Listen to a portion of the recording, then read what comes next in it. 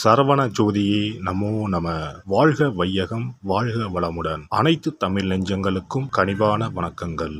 நிகழும் ஸ்ரீ மங்களகரமான குரோதி ஆண்டு ஏப்ரல் மாதம் 14ஆம் தேதி ஞாயிற்றுக்கிழமை அன்று சஷ்டி திதியில் திருவாதிரை நட்சத்திரத்தில் அதிகண்டம் நாமயோகத்தில் தைதுளோம் கரணத்தினில் மிதுன ராசியில் சித்தயோகம் கூடிய நன்னாளில் இந்த மகத்தான சித்திரை தமிழ் வருட புத்தாண்டு பிறக்கிறது.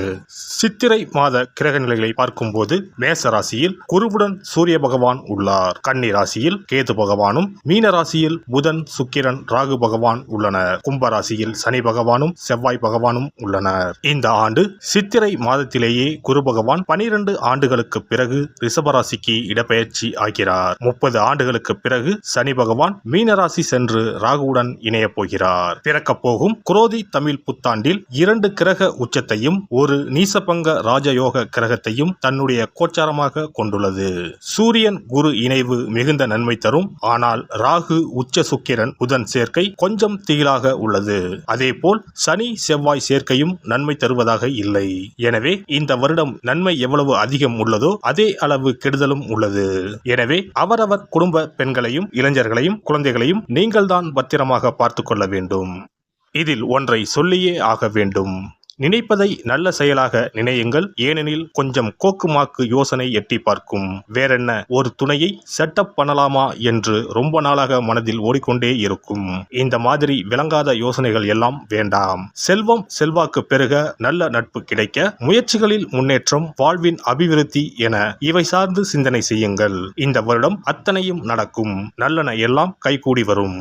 சுக்கிரனை ராசி அதிபதியாக கொண்ட துலாம் ராசிக்காரர்களுக்கு மே மாதத்திற்கு பிறகு குரு பகவான் அஷ்டமஸ்தானத்தில் பயணம் செய்ய போவதால் உடல் ஆரோக்கியத்தில் கவனமாக இருப்பது அவசியம். சுப விரய செலவுகள் ஏற்படும். விலை உயர்ந்த பொருட்களை கவனமாக வைத்துக் கொள்ளுங்கள். வேலை விஷயத்தில் சில பிரச்சனைகள் வரலாம். பொறுப்புடன் நடந்து கொள்வது அவசியம். குருவின் அனுக்கிரகத்தினால் பாதிப்புகள் நீங்கும். குரு பகவான் அஷ்டமஸ்தானத்தில் பயணம் செய்வது துலாம் ராசிக்கு ராஜயோகம்தான். கெட்டவன் கெட்டிடில் கிட்டிடும் ராஜயோகம் என்பது போல குரு 8ஆம் வீட்டில் மறைவது ராஜயோகத்தை தரும். உங்கள் ராசிக்கு 12ஆம் பாவத்தை குரு பார்க்க போவதால் இதுவரை தடைப்பட்ட காரியங்கள் விரைந்து நடைபெறும். தனஸ்தானத்தை குரு பார்ப்பதால் பொருளாதார நிலை உயரும். பண வருமானம் அதிகரிக்கும். சுகஸ்தானமான 4வது வீட்டினை குரு பகவான் பார்வையிட போவதால் வருமானம் அதிகரிக்கும். சேமிப்புகள் கூடும். குடும்பத்தில் சுபகாரியம் நடக்கும். பணம் கொடுக்கல் வாங்கலில் உள்ள சிக்கல்கள் மறையும். வரவேண்டிய பணவரவுகள் கைக்கு வரும். குடும்பத்தில் ஏற்பட்டுள்ள மனக்கசப்புகள் அகலும். கணவன் மனைவி உறவு பலப்படும். சிலர் அசையா சொத்துக்கள் வாங்குவார்கள். புது வீடு கட்டி குடி போகுவார்கள். புது முயற்சிகள் கைகூடும். தொழிலில் லாபம் கூடும். வேலையில் இருப்பவர்களுக்கு ப்ரொமோஷன் கிடைக்கும்.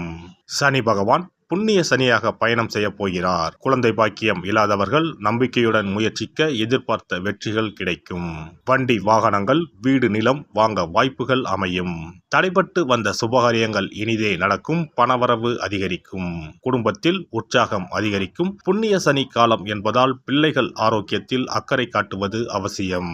குரோதி ஆண்டின் இறுதியில் சனி பகவான் 6ஆம் வீட்டிற்கு வந்து அமரப்போகிறார். 6ஆம் வீட்டில் உள்ள ராகுவுடன் சனி பயணம் செய்யும் காலத்தில் எதிரிகள் தொல்லை நீங்கும். பல வழிகளிலும் பணம் வரும். விபரீத ராஜயோகம் கிடைக்கப் போகிறது. கோடி கோடியாக செல்வம் வீடு தேடி வரும். குரோதி ஆண்டு முழுவதும் ராகு பகவான் உங்கள் ராசிக்கு 6ஆம் வீட்டிலும், கேது பகவான் 12ஆம் வீடான விரயஸ்தானத்திலும் பயணம் செய்ய போகிறார். கடன்கள் அடைபடும். தீராத நோய்கள் தீரும். படித்து முடித்து வேலை தேடுபவர்களுக்கு குரோதி ஆண்டில் கை நிறைய சம்பளத்தில் நல்ல வேலை அமையும். பதவி உயர்வும் கிடைக்கும். வருமானம் அதிகரிக்கும். வீடு மனை வாங்கும் யோகம் கைகூடி வரும். உங்களில் நீண்ட நாள் கடன்கள் அடைபடும். வெளிநாடு செல்லும் யோகம் கைகூடி வரப்போகிறது. நினைத்த காரியங்கள் அனைத்தும் நிறைவேற்றும் ஆண்டாக குரோதி ஆண்டு அமைந்துள்ளது. செவ்வாய் சனி சேர்க்கைக்கு வெள்ளிக்கிழமை அன்று வெண்தாமரை பூமாலை கொண்டு தேன் கலந்த பேரிச்சம்பழம் மற்றும் அகல் விளக்கில் சிகப்பு நிற துணியில் 24 மிளகை மூட்டை கட்டி தேங்காய் எண்ணெய் ஊற்றி சிகப்பு திரி போட்டு தீபம் ஏற்றி வணங்கி வழிபடவும். சிறப்பு பரிகாரம். செவ்வாய் தோஷம் நீங்க செய்ய வேண்டிய பரிகாரங்கள் என்னென்ன, வழிபட வேண்டிய தெய்வம் யார் என்பதனை பற்றி காண்போம். நவ கிரகங்களில் சூரியனுக்கு அடுத்தபடியாக செயல் ஆற்றல் உள்ள கிரகம் செவ்வாய். ஆளுமை திறன், ஆற்றல், வீரம், அதிகாரம் செய்தல், வளைந்து கொடுக்காத தன்மை, தர்மம், நீதி, நேர்மை, நியாயம் போன்ற அம்சங்கள் கொண்ட கிரகம் செவ்வாய். செவ்வாய் பலமாக இருந்து நல்ல ஆதிபத்தியம் பெற்று அவரது தசை நடக்குமானால் சகோதர சகோதரிகள் மூலம் பெரும் அனுகூலம் ஏற்படும். பெரிய பதவிகளில் உள்ளவர்கள், தொழில் அதிபர்களின் தொடர்பு கிடைத்து அதன் மூலம் முன்னேற்றம் உண்டாகும். பலமற்ற ஆதிபத்தியம் பெற்று தசை நடக்குமானால் கீழே விழுவதும் அடிபடவும் நேரிடும். வாகன விபத்துக்களை சந்திக்க நேரிடும். இரத்த காயங்கள், வெட்டுக்காயங்கள், இரத்த சம்பந்தமான நோய், சித்தப்பிரமை, தலையில் அடிபடுதல் போன்றவற்றை ஏற்படுத்துவார் செவ்வாய் பகவான்.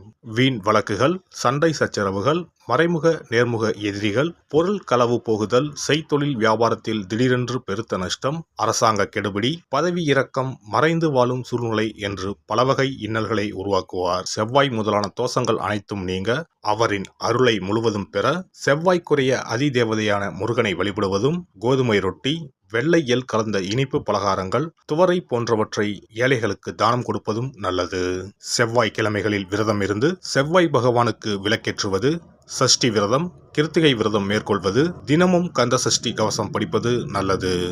மேலும் செவ்வாய்க்குரிய கல்லான பவளக்கல்லை மோதிரத்தில் பதித்து அணிவது, சிவப்பு நிற ஆடையை அணிந்து கொள்வது, செப்பு பாத்திரங்களை உபயோகிப்பது போன்றவற்றால் செவ்வாயால் உண்டாகக்கூடிய தோஷங்கள் குறையும்.